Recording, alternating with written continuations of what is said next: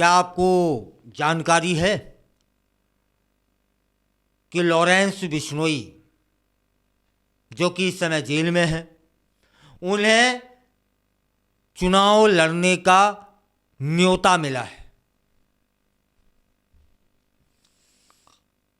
हाँ, यह बात सच है कि लॉरेंस बिश्नोई को एक राजनीतिक दल द्वारा महाराष्ट्र विधानसभा चुनाव लड़ने का प्रस्ताव मिला है। अब स्वीकार होता है कि नहीं होता है, लॉरेंस बिश्नोई चुनाव लड़ते हैं कि नहीं लड़ते हैं, यह तो देखने वाली बात होगी। यह प्रस्ताव उत्तर भारतीय विकास सेना नामक राजनीतिक दल ने दिया है, जो कि भारतीय निर्वाचन आयोग और महाराष्ट्र राज्य निर्वाचन आयोग में रजिस्टर्ड दल है। इस प्रस्ताव ने न केवल राजनीतिक हलकों में हलचल मचाई है, बल्कि समाज में भी कई सवाल खड़े कर दिए हैं। इस प्रस्ताव के पीछे की कहानी कुछ यूं है कि लॉरेंस बिश्नोई, जो कि वर्तमान में अहमदाबाद की साबरमती सेंट्रल जेल में बंद है, को उत्तर भारतीय विकास सेना के राष्ट्रीय अध्यक्ष सुनील शुक्ला ने एक पत्र लिखकर चुनाव लड़ने का अनुरोध किया है। शुक्ला ने पत्र में कहा कि पार्टी के कार्यकर्ता और पदाधिकारी यह सुनिश्चित करेंगे कि बिश्नोई शानदार प्रदर्शन के साथ चुनाव जीतें और अपने समाज का उद्धार करें। यह एक ऐसा प्रस्ताव है जो न केवल बिश्नोई की राजनीतिक महत्वाकांक्षाओं को पूरा कर सकता है, बल्कि यह भी दिखा रहा है कि अब इससे पूर्व भी कई अपराधी जेल में रहकर भी चुनाव लड़े और जीते। ऐसा हुआ है। सुनील शुक्ला ने अपने पत्र में यह भी उल्लेख किया कि वे बिश्नोई में शहीद भगत सिंह की झलक देखते हैं। सुनील शुक्ला कहते हैं ये पार्टी उनकी है, जो पार्टी के अध्यक्ष हैं, जिन्होंने निमंत्रण दिया है बिश्नोई को। वो कहते हैं कि हमें गर्व है कि आप पंजाब में जन्मे उत्तर भारतीय हैं, और यह भी बताया कि पार्टी उत्तर भारतीयों के अधिकारों के लिए काम कर रही है। उनका कहना है कि ओबीसी, एससी और एसटी वर्ग के लोग आरक्षण से वंचित हैं अधिकांश, क्योंकि उनके पूर्वज उत्तर भारतीय थे। यह बयान न केवल बिश्नोई को एक राजनीतिक मंच देने की कोशिश कर रहा है, बल्कि यह भी दर्शाता है कि समाज में व्याप्त असमानताओं को उजागर करने का प्रयास भी हो रहा है। लॉरेंस बिश्नोई का जन्म 12 जनवरी 1993 को पंजाब के फाजिल्का जिले के दूतरावाली गांव में हुआ था। वह कई आपराधिक मामलों में नामजद हैं, जिनमें जबरन वसूली और हत्या के आरोप भी शामिल हैं। हाल ही में मुंबई में हुई बाबा सिद्दीकी की हत्या के तार भी उनके गैंग से जोड़े जा रहे हैं। इन सब घटनाएं बिश्नोई की बढ़ती हुई पहचान और प्रभाव को दर्शा रही हैं। बिश्नोई का जो गैंग है वह भारत के अलावा यूके, कनाडा और अमेरिका जैसे देशों में भी सक्रिय है, जिसमें 700 से अधिक शूटर्स शामिल हैं, ऐसा बताया जा रहा है। उनकी आपराधिक गतिविधियों में कई लोग शामिल हैं, ऐसा भी आरोप है। इस तरह की गतिविधियों ने उन्हें न केवल भारत में बल्कि अंतर्राष्ट्रीय स्तर पर भी एक चर्चा का विषय बना दिया है। 2018 में बिश्नोई ने सलमान खान को जान से मारने की धमकी दी थी। क्यों?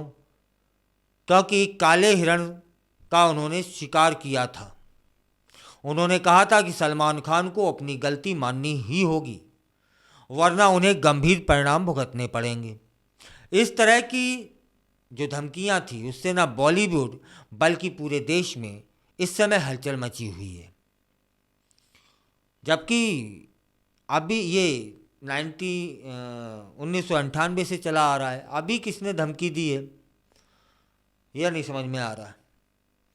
हाल फिलहाल तो अभी धमकी नहीं दी है, लेकिन वो बाबा सिद्दीकी की हत्या से तार इनके जोड़े जा रहे हैं, उसको समझा जा रहा है। जबकि सलमान खान के पिताजी ने कहा है कि बाबा सिद्दीकी की हत्या और सलमान की नज़दीकियों का क्या संबंध है, मैं समझ नहीं पा रहा हूँ।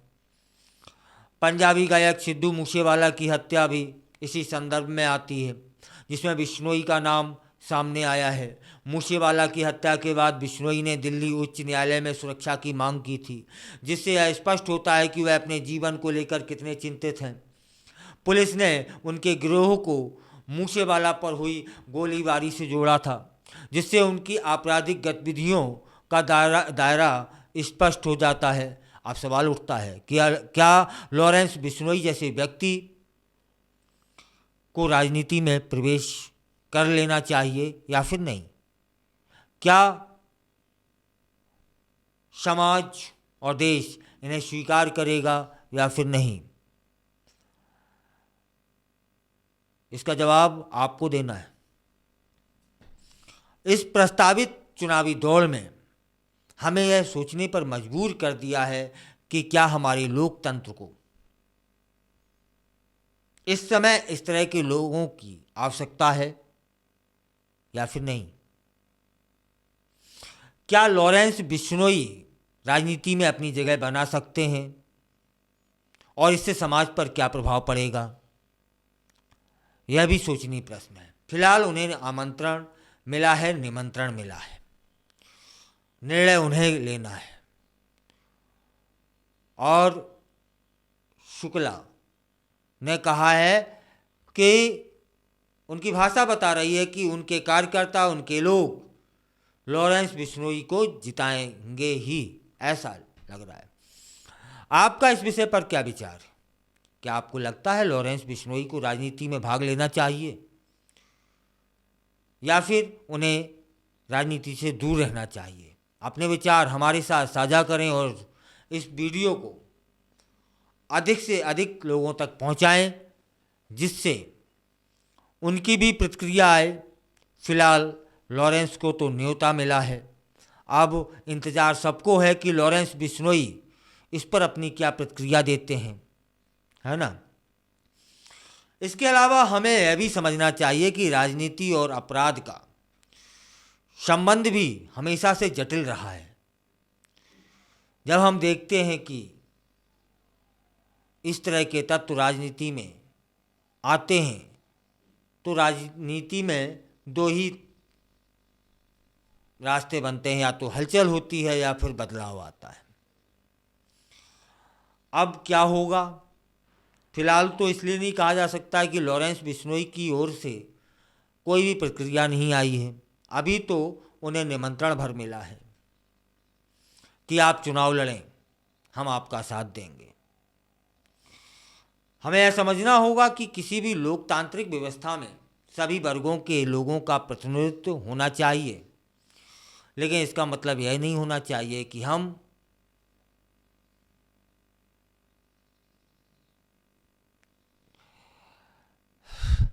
क्या कहें। आखिरकार हमें अपने लोकतंत्र की सुरक्षा करनी है और सुनिश्चित करना है कि हमारे नेता सही मूल्यों और नैतिकता के आधार पर चुने जाएं। लेकिन यदि लॉरेंस बिश्नोई राजनीति में आते हैं तो राजनीति के मैदान में वाकई हलचल होगी, तूफान आएगा, इसमें कोई दो राह नहीं है, और बदलाव भी होगा। हो सकता है जैसा कि इस पार्टी के अध्यक्ष हैं शुक्ला, उनका कहना है कि हम उनमें भगत सिंह देखते हैं, तो ये भी हो सकता है